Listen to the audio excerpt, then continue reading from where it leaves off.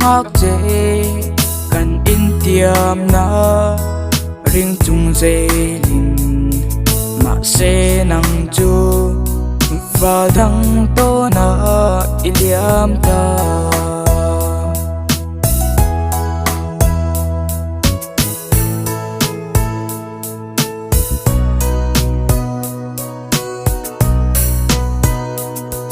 ô có tung đuông tan cả lò na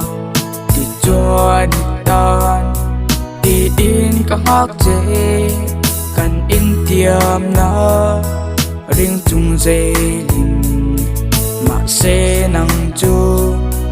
và thăng to na iliam ta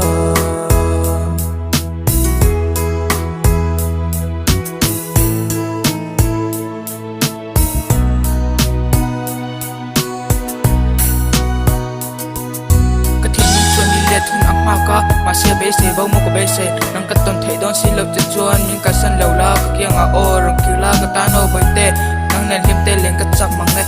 apo chin mo kanau te tu na chuan angai o le tur pon ka tan chuan a har sa to sia in ru na wal dang an lo loya nang chau dia kani tem na kha rei la fa i pot chat ka sia mangai na bia thu min na te kha tu na chuan an chi an chang lo ta